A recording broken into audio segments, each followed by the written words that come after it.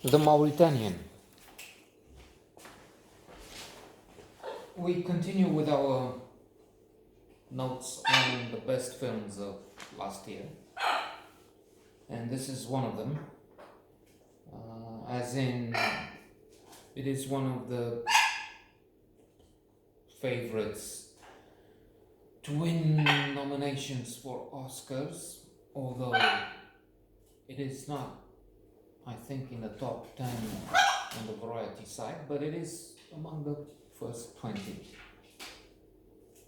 It has just won on Sunday the Golden Globe for Jodie Foster for Best Actress in a Supporting Role,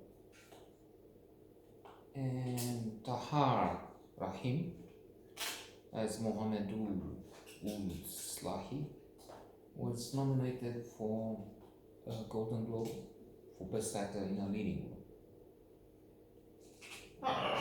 Therefore, we're dealing with an important motion picture in the lineup for last year. It has a powerful, sad, terrifying story at times, including torture. And a compelling story.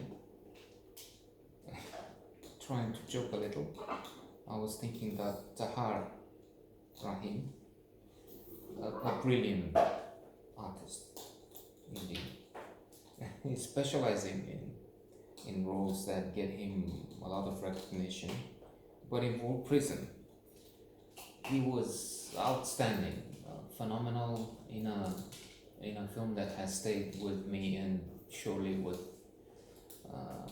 a multitude of cinephiles, The Prophet,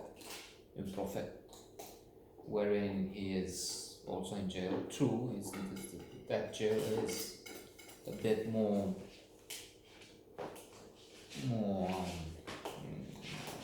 user friendly. Let's put it that way.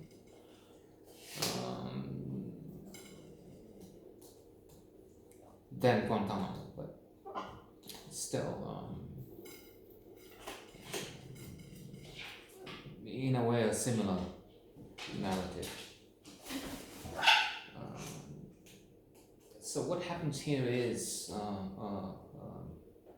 an ordeal that starts with 9/11, terrorist attacks on the Twin Towers, the Pentagon.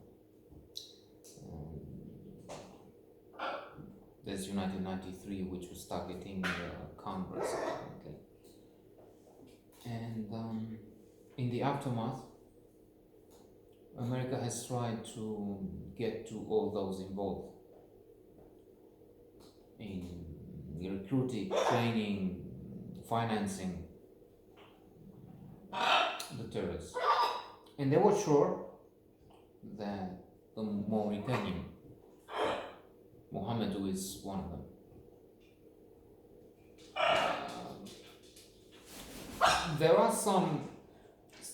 There is some circumstantial evidence, so that one can still have doubts.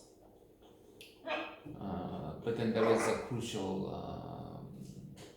rule in justice in democratic countries, not China, Russia, North Korea. The list is long. One is innocent until proven guilty, and that's where the problem lies. They have not proven he's guilty. They found, for instance, a call from one of the advisors, one of those close to bin Laden, his spiritual advisor, who was a cousin of Mohamedou. And some money's wired, but then the explanation given makes sense. Yes, we talked, but that's because his father was sick, the father of this bin Laden acolyte, and he transferred the money so that we take care of the father. As for the rest, torture, waterboarding, that came to life. I mean, we had known about this before the movie, but the movie makes a strong case against the abuses of the US, CIA, and other outfits involved in this torture. And Jodie Foster, aka Nancy Hollander, for example, an activist, a lawyer, takes the case of Mohammed, trying to defend him.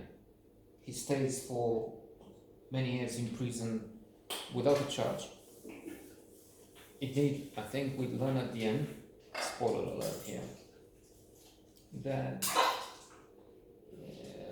I think he would never be charged, though they would fight in court and never apologize.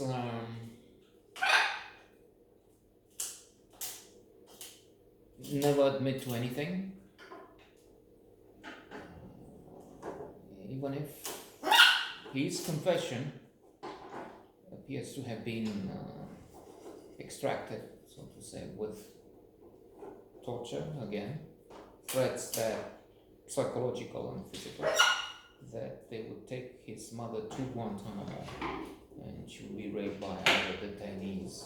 So unless he confesses,